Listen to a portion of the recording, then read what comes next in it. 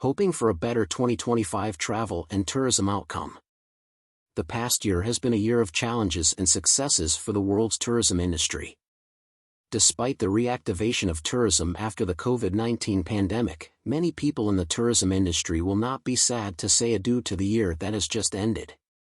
We might call 2024 a year of hope and despair, a year when we thought we might see an end to the fear of travel due to the pandemic, but at the same time, a world beset by war and violence. This past year was a year of challenges, both economic and political. Tourism and More, the world's leader in tourism security, economic development through tourism and customer services. Tourism and More, the world's leader in tourism security, economic development through tourism and customer services. Unless otherwise indicated, all materials on these pages are copyrighted by Tourism and More. All rights reserved. No part of these pages, either text or image, may be used for any purpose other than personal use. Therefore, reproduction, modification, storage in a retrieval system or retransmission, in any form or by any means, electronic, mechanical or otherwise, for reasons other than personal use, is strictly prohibited without prior written permission. More information can be obtained from Dr. Peter Tarlow at tourismandmore.com. We saw nations grappling with issues of illegal immigration, war, crime and violence. Inflation became an economic cancer that gnawed at the very fabric of the tourism industry, but at the same time, stock markets hit all-time highs. When we combine inflation with aging populations in Europe, the United States, China, and Japan, it is clear that the tourism industry will face major challenges.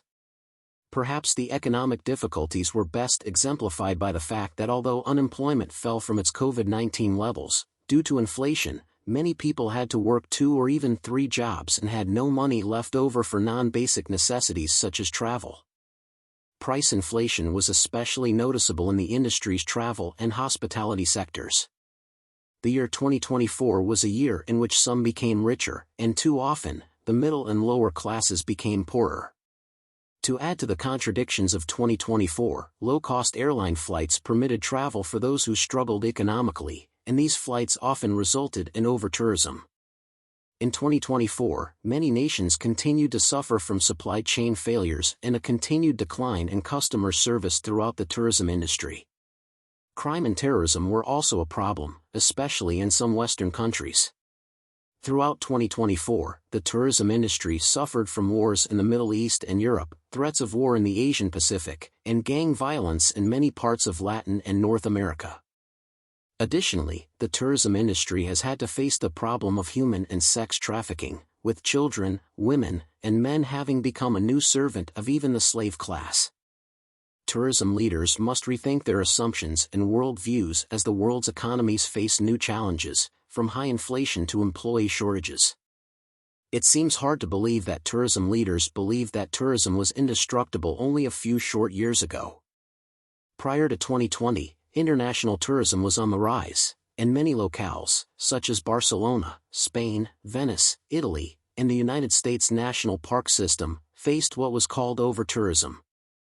Then, almost in the blink of an eye, the world of tourism changed, and the fear of over-tourism became the fight for tourism survival.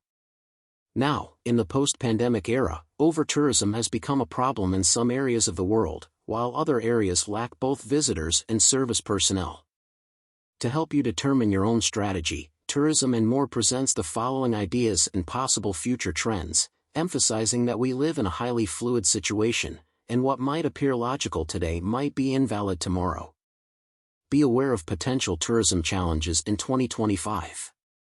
Among these challenges are threats of war throughout the world, unstable workforce, unstable or social media, creating healthy travel for senior citizens. In a world beset by high costs, daily regulation changes, and poor service freebies are more important than ever. Even when people feel good about their economic situation, travelers still love to receive something for nothing, even if they have to pay for it. In these challenging times, a welcome drink or cookie, a small gift or souvenir can turn a simple experience into a memorable one. Combine basic costs into the cost of an admission ticket or a free night stay. If hospitality is based on the idea of being taken care of and pampered, then charging for extras may be a poor strategy. Avoid extra surcharges. In the new world of travel, personal service is essential. Be appreciative. All too often tourism businesses act as if they are doing the customers a favor. This is the time to develop creative ways to show appreciation. For example, locales may want to develop welcome passports to be used at restaurants and hotels where visitors are provided with a free extra as a way of showing appreciation. Showing appreciation is especially important in an era where long-haul travel may decline. Tourism businesses will become dependent on local, short-haul and regional travel if they are to survive during the initial recovery phases. Follow-up letters may also be sent in which the local tourism industry thanks people for visiting. The letters can even be e-letters and used as a way to encourage visitors to return for another visit. Smiles cost nothing. The travel and tourism industry might have to cut back on products offered or raise prices, but a smile is a commodity that never runs out and costs the industry nothing. Having employees with dour looks on their faces is the last thing that the travel and tourism industry needs. Be realistic. That means keeping up with the news, following guidelines, and using common sense. In these trying times, it is all too easy to become despondent. Face the world with realistic optimism. Have confidence in yourself and your industry and be prepared to find creative solutions to whatever problems 2025 might have in store for all of us. Tourism professionals will have to face reality, begin to prioritize problems and seek solutions one at a time. Be dignified and honest with both employees and customers. The worst thing is to lose credibility. Inflation means additional travel costs. In a world where prices rise faster than wages, visitors and travelers will be seeking ways to economize. Visitors tend not to see each part of their tourism experience, hotel, transportation, food, attractions, as separate experiences but rather as a single unified experience. The tourism industry needs to do the same. Each of tourism's components needs to work with the other sectors of the industry to find ways to increase the quality of the tourism experience despite higher prices. If visitors do not see the total experience as worthwhile, then all of the tourism industry's components will suffer. Think local, especially in these times of high food and fuel costs. Consider expanding your market by finding more visitors closer to home. This solution will help not only the local hotel industry, but also permit retailers to weather the storm by adding to the community's economy as tourism revenues from outside of the local region begin to fall.